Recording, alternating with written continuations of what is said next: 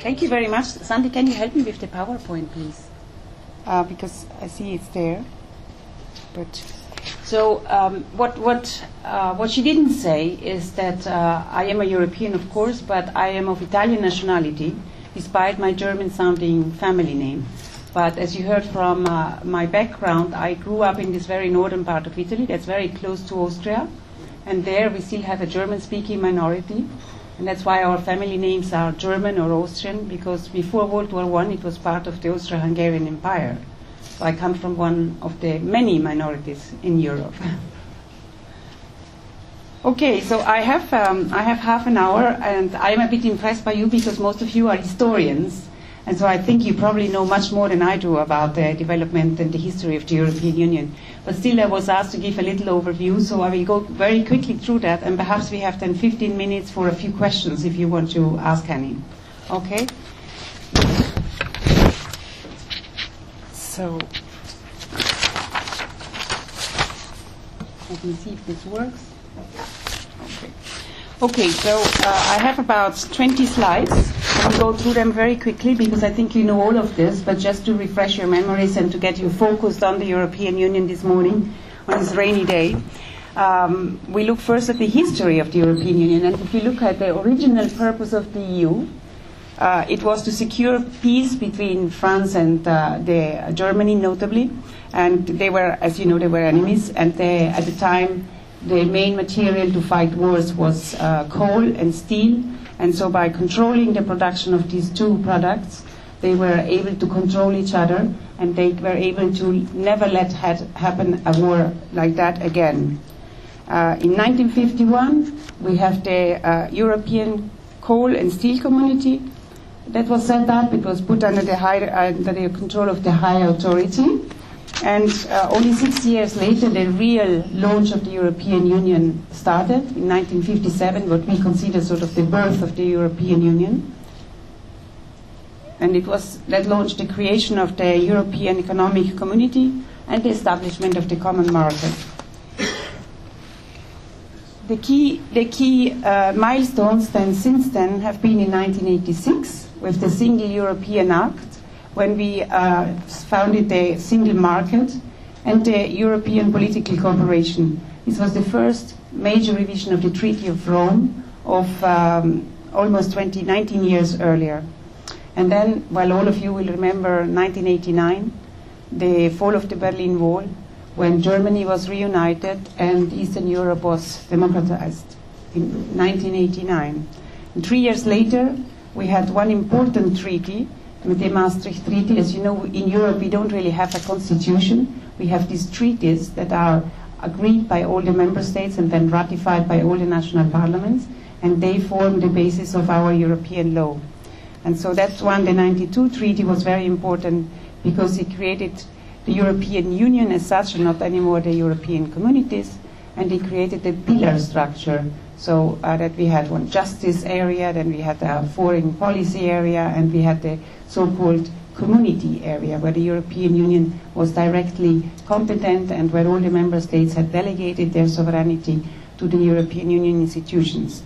The last treaty we had was signed in 2009 it entered into force, and that treaty is called Lisbon because it was signed there. The treaties always have the name of the state, of the city where they were signed.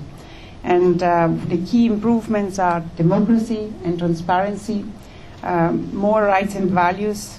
We hope to be more efficient with this treaty. We are more visible on the global stage. So those are the major amendments that were brought in with this Treaty of Lisbon. What is the European Union today? Today, it's 500 million people, just over 500, 23 languages, but it should actually say 23 official languages. Because if you think about all the other languages that we speak in Europe, there are another 50 languages. Catalan and all other languages that are not official languages of the European Union. But still, we have 23 official languages, and we are 27 countries.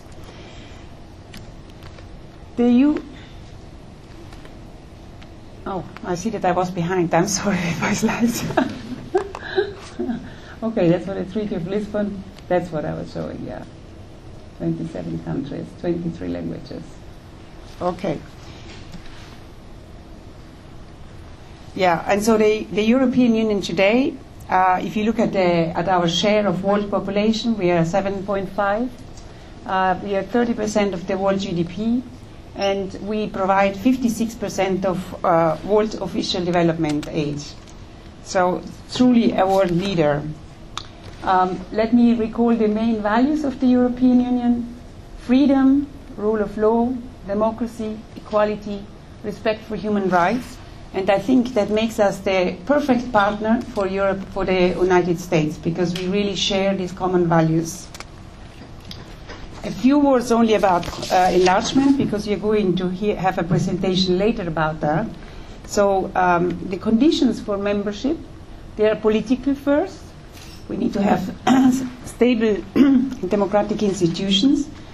The country needs to respect the principle of rule of law, the human rights, and respect of minorities, protection and respect of minorities. These are the 4 political criteria that a country needs to satisfy before joining the European Union. Then we also have economic conditions.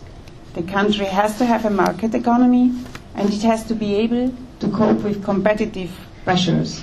So if a country comes into the European Union, it has to be more or less at the level of the GDP, of growth, of everything, of the rest of the European Union. The process itself is quite long. It can take a few years minimum, but it can also take 30 years or more, like in the case of Turkey. So first, the application has to be accepted by the European Union bodies.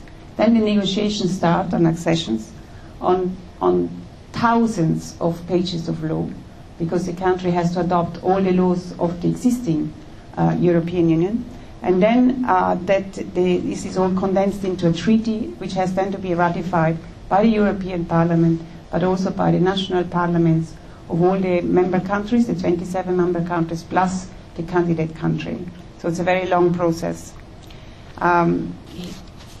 In history of enlargement, well, we started in the beginning with just 6 countries, and we are the latest wave of enlargement was concluded in 2007 when Bulgaria and Romania joined. So now we are 27. The next country that will join is Croatia. We will join in approximately 1 year. I see this goes a bit slowly. Yeah, okay, 73. Moves automatically. Okay, Greece, then Portugal and Spain, then Austria, Sweden. The big enlargement in 2004. The last, Bulgaria, Romania. And these are the candidate countries.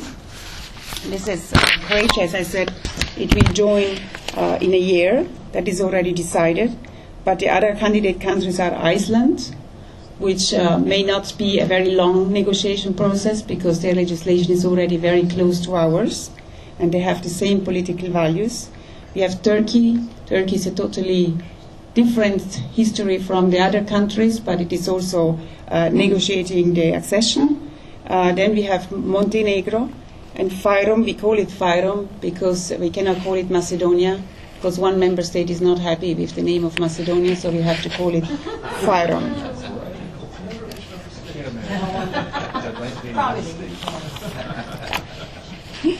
Okay, then now to the boring stuff, but I won't bore you too long. How does the European Union work? Because that's so complicated, even to insiders.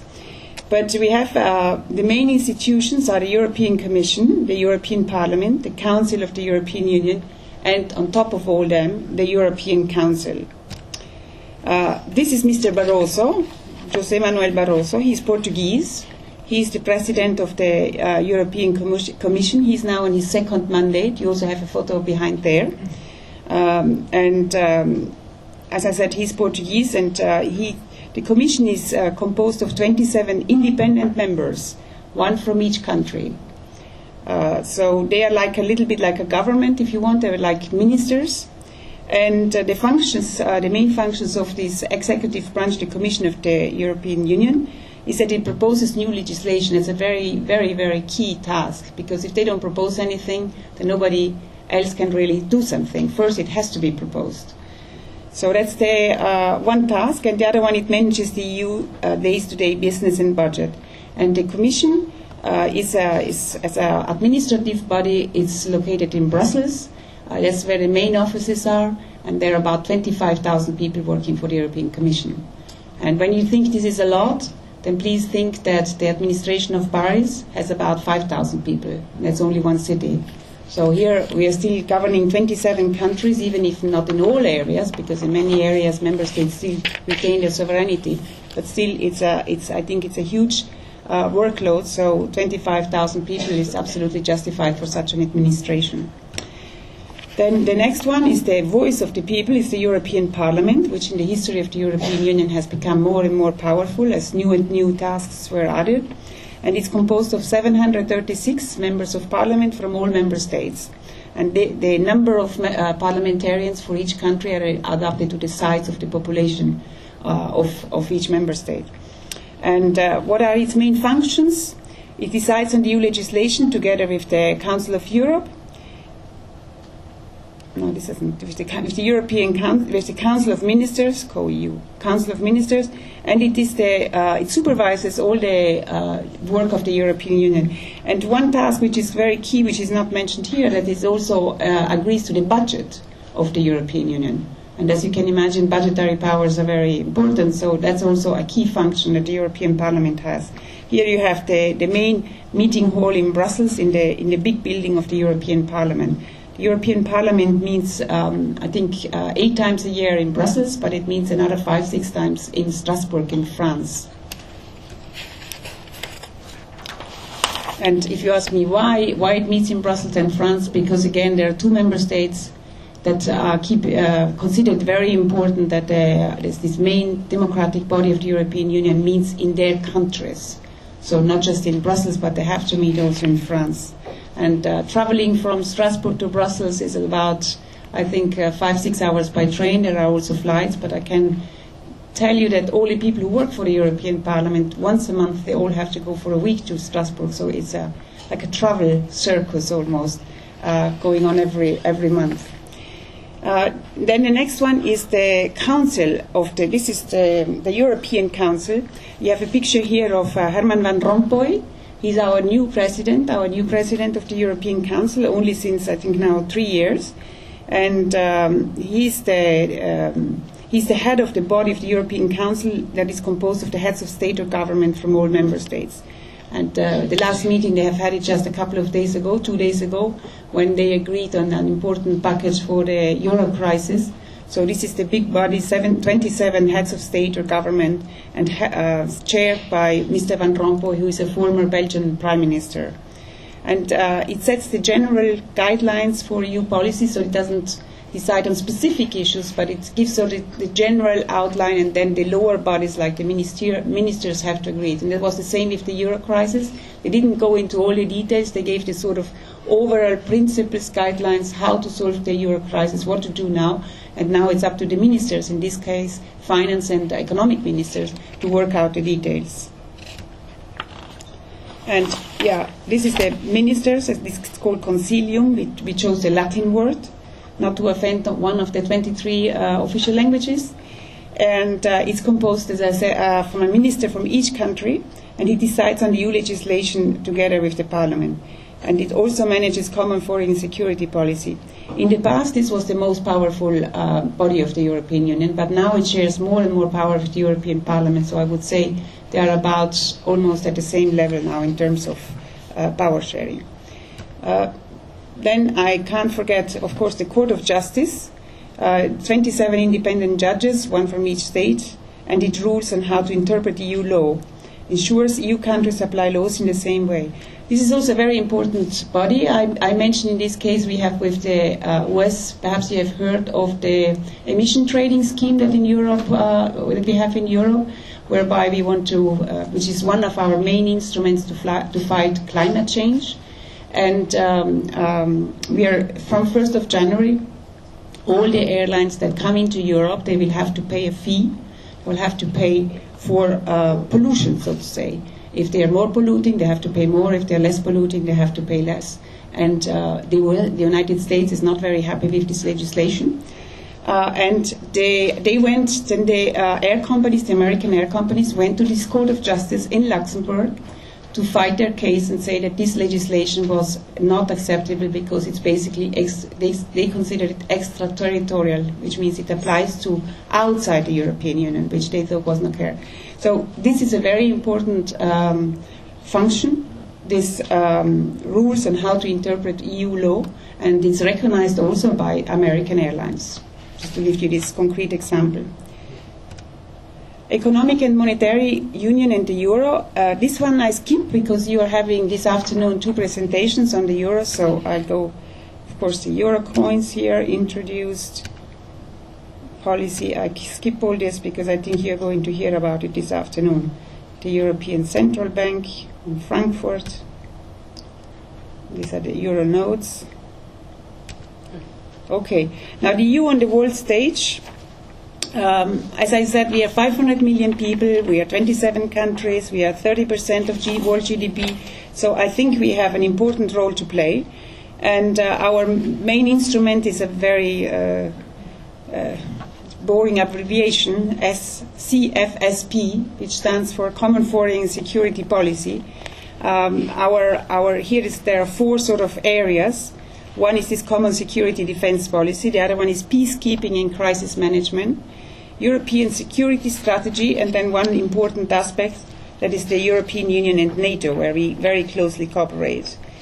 And here you see Catherine Ashton. She's our new foreign minister. She's called the High Representative for Common Foreign and Security Policy. She comes from the United Kingdom. So she has now set up this EU Foreign Service, which is like a foreign service. We call it the European External Action Service. And the aim is to improve coherence and efficiency, and it's led by Catherine Ashton. So this is we are here, the delegation. It's one of her, it belongs to her administration. And the diplomats are also coming from member states, so it's not just people from the European Union institutions, but also career diplomats from all the 27 member states. One word about trade and development. We still believe in Doha. I don't know if you know about Doha, the Doha Development Agenda, which is like, the WTO, the World Trade Organization in Geneva. And there have been several waves of negotiations over the last 30, 40 years, liberalization of market access and so on. And the latest round of negotiations is called Doha, but it's already going on 10 years, and basically it's going nowhere.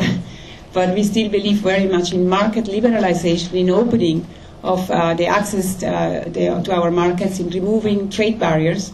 And so this is still one of the pillars of our foreign trade policy. Development assistance, I mentioned that we have about 56% of overseas development assistance, so we are a leader in that area. Democracy, human rights, well, it's our basic principles. We're promoting election monitoring. We had in Tunisia now many election monitors. We are fighting the death penalty. I need to say this also here in the West. Perhaps you know that the European Union does not believe that the death penalty is an instrument which we should use, because we don't think it is effective, and we don't think that it is justified. Even if one mistake is made, it is one mistake too many. We are against torture, and we fight also human trafficking. So these are the sort of the main pillars of our beliefs. Then a few last words about the EU-US relationship. I mentioned earlier we are natural partners because we share the same values: peace, human rights, democracy. We confront together global challenges, including security, non-proliferation. I mean, we work basically on all the hot spots together with the US, and we foster prosperity, opportunity, and we also work in areas like energy security, climate change, and sustainable development. So we are the natural partners of the US. This is a comparison of our relative figures in terms of population: 500 million vis-à-vis 310 million.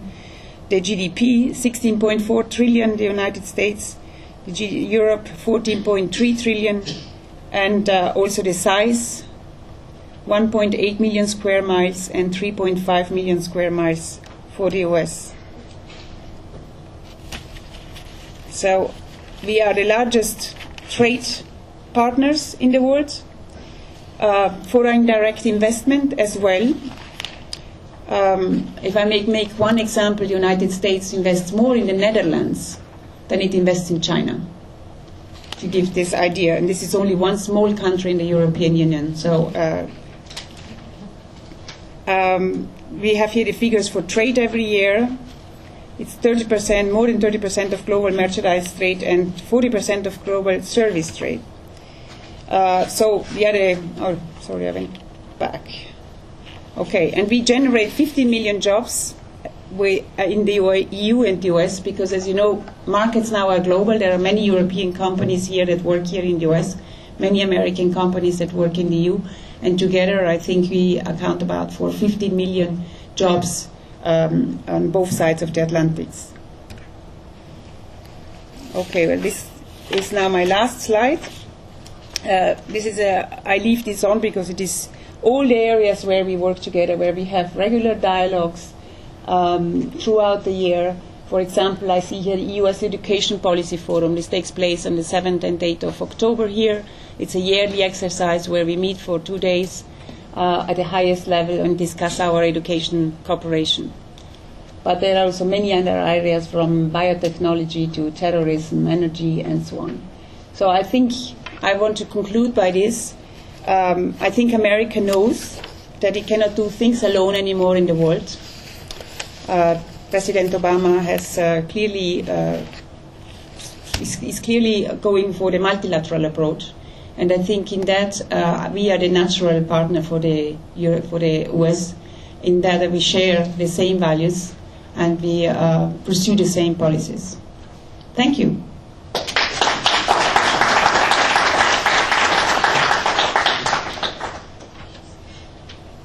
This leaves me 5 minutes for questions. Yeah, sure. Please. In the Parliament, are there then committees divided up into committees, like you mentioned, the budget? So there's committees, and so there are some that are more powerful than others? Okay. Exactly. There are committees on each policy area. So I think in total probably about 25. Each committee is composed of about 60 parliamentarians. There are main participants and deputies. And yes, depending on the policy area, but depending also on the committee members, because some are maybe ex-prime ministers who haven't been re-elected as prime ministers, but they have been elected as parliamentarians, so they may still wield a lot of power. So depending on the members and the area of activity, that's more or less decides their influence. You spoke of a common foreign and security policy. Do you see any possibility that the UK and France might agree to merge their veto in the UN Security Council into a European Union veto, thereby also satisfying the German claims on permanent membership of the Council? I hope so. That's my honest answer, because it doesn't reflect anymore today's world order.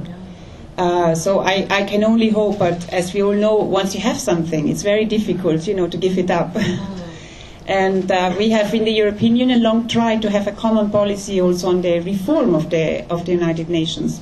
And if Germany is an obvious candidate to become a member also. But if we cannot have Germany, then at least European Union as such, there should be one representative. And the representation, we call this the external representation of the European Union. It's also a question in other areas, for example, in economic areas, where we have the European Central Bank. When you have G8 meetings, you would have, or on finance, you would have the finance minister. In the past, we had the finance minister of the presidency country. Then you had the European commissioner who was responsible for economic policy. Plus, you had the person from the European Central Bank. So there were always several people. But also in foreign policy, before, for example, in our quartet negotiations with the Middle East, before you had the high representative, the so-called foreign minister. Then you had the foreign minister of the presidency country. And then you had the European Commissioner for External Relations. So only at the European side you had three. But there actually now we have merged these three functions, and we have only Cathy Ashton, the High Representative, the new Foreign Minister, representing the European side. So when you say quartet, there are now truly 4 people there. So it has already moved in that direction, that we will have less people participating, but I can only hope that one day it will come true what you said. It would make sense. Yes, please?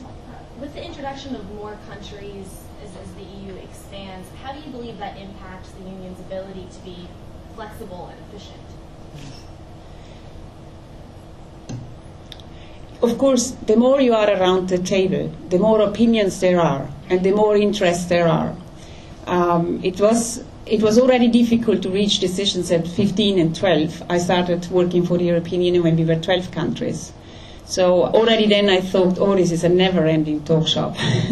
when I assisted many of the meetings, I attended these meetings of the Council of Ministers and so on. And, you know, you have one person talking and then the other one feels, okay, he's a smaller country, but he still has come all the way to Brussels for the meeting and he has his speaking notes, so he still has to make his point as well. So they really very often have very long meetings. And so the more we are, the more difficult it gets to coordinate us. And we always have to find a common denominator in all the areas where we have unanimity. So the more countries there are, unfortunately, the common denominator is also lower. You know, it's not as ambitious as it would be perhaps with 15 countries. But a natural tendency is that some countries that want to go further in integration will go further. And I think this is already now allowed under our current Lisbon Treaty, under our current structure, that if some countries want to go further on a policy issue, then they can go further. And so you will end up, and you already have it in some areas, like Schengen, for example, you know, the border-free Europe, you know, where the abolition of borders among the countries. You don't have all 27 countries participating. You only have the members of Schengen are 25, but there are a few outside the EU, Norway, for example, or Iceland, who are also part of Switzerland. They are also part of Schengen, but they are not part of the European Union, so it gets a bit complicated. But you say some of the European countries, they want to go further in border management, you know, in visa issues and so on. So there you have a smaller group of member states that actually pursue the same policy. But the same is true for the euro. You only have 17 countries that have joined the euro. And so there again you have a smaller group that go ahead in that direction. But I can give you many other examples. For example, in family law. In family law, there are very big differences between countries like Ireland, which is very Catholic, you know, which has very, very strong principles, and then other countries that admit gay marriages without any problem, like Spain, for example. So you have very different areas, and then in some areas, only some countries go ahead and form a more integrated circle group with a more advanced integration of policies. And so I think, in reply to your question, it's more difficult with more countries, and I can only imagine that this will lead to more smaller groups integrating in several areas of policy. Thank you. Yes? Obviously, the EU is a very well-structured political organization with a lot of thought and specialized subcommittees. But I was just wondering how it's able to maintain that objectivity and its partnership that it has in order to fulfill decisions without infringing on the national interests of each sovereignty, and how we could possibly apply that to future partnerships that other nations are seeking. Like, what do you think the strength? Could you repeat the question, please? It's hard to hear back. What do you believe is the strength of the EU that allows it to have such an expansive partnership among many different sovereignties without conflicting on their national interests? I think this is a little bit the topic of your presentation, so I don't want to preempt that, and I'm sure he has all the answers, and I'm interested to hear them. At least I have time to think about it. Thank you. Okay. Yes, please? Go ahead. Yeah. It's generally accepted that when Greece was admitted to the EU, they were less than forthcoming in stating their economic situation. What has the EU done in terms of safeguards to prevent this from happening in the future? You're again already broaching a topic of this afternoon, because you're going to talk this afternoon about the euro crisis. But we have taken several measures. We have a statistical body which is called the Eurostat. Maybe not linked to that, but the director was fired some time ago. But I think they have taken new implementing measures. They're really making sure that this doesn't happen again. And on top of that, now in Greece, you have a permanent mission, a delegation of the European Commission and the IMF and the World Bank that are there monitoring now their data and monitoring the implementation. But then we come back to the issue of sovereignty, which I leave later to you. Sorry, there was a question. Yeah, gentlemen. Yeah, there have been several reports that because of the economic situation in Europe, that the United States is now shifting its attention more towards Asia, where the economics are a little more stable. How has the EU reacted to this, or have they reacted to it? Do they feel there is a shift? Well, I mean, I think with the emerging powers, we in Europe are also very much aware of that, and we are also focusing a lot on the Asian side, so on our relationship with China. But I think what we both want to achieve is we have the same goal. We want to make China a responsible member of the international community. And I think so we share this goal, and we work with the US together. And I don't think that the interest of the US in Europe has diminished. It's just not anymore a trouble spot. But we are at the same time, we are still there, as I explained earlier, their natural partner, and they recognize us as such. So you have to focus on the areas where there is danger or where there is, instability. But in Europe, we are there, how we deal with human rights and so on. So it's not from that point of view a trouble spot. I have to say that in the last year this has changed a little bit because of the economic crisis. Before, Europe was not so much in the headlines of US media, but now when you look, all the articles about Europe, 90% or even more is about the economic crisis. So now I think America is very much interested to see Europe getting out of this crisis. And there was, after the summit in Europe, in Brussels, there was immediately a statement by President Obama recognizing that a lot had been done and now looking forward to the implementation of all these measures. So I think that there is definitely now a very strong interest. And then, America, with all the public debt that you have, and a lot of that being held by China, it seems to me obvious that America is interested in China. Okay, thank you. Yes, please. Maybe this will be our last question. As we go forward, we see sometimes where sanctions or embargoes against sovereign nations are in the interest of, say, a unified group of countries. What happens in the EU if you have member nations that half are perhaps in favor of sanctions and embargoes, and the others have really financially vested interests in not imposing or going along with these embargoes or restrictions? What happens at that point? Or has the EU ever faced that? We face this constantly because each country of the European Union has different traditions, different historic links with the countries in the Mediterranean or countries in Eastern Europe or so. So there are very different views. But what we have done is we have a meeting of the ministers. They will discuss it. First, it will start at the level of lower diplomats. If they can't agree, then it goes up to the ambassadors. If the ambassadors still can't agree, then it goes up to the level of the ministers. And they will have to reach a consensus. They will have to reach an agreement. So sometimes it takes longer. And as I said, the more countries there are, maybe these sanctions in the beginning were very ambitious, but then maybe be less ambitious. But you will have to have the support of all for implementing that. But we have adopted very tough sanctions on Syria, on Iran, against Libya before. So they were in the beginning. You adopt what you can achieve. And then you try to strengthen them step by step as you go along. Okay, thank you very much.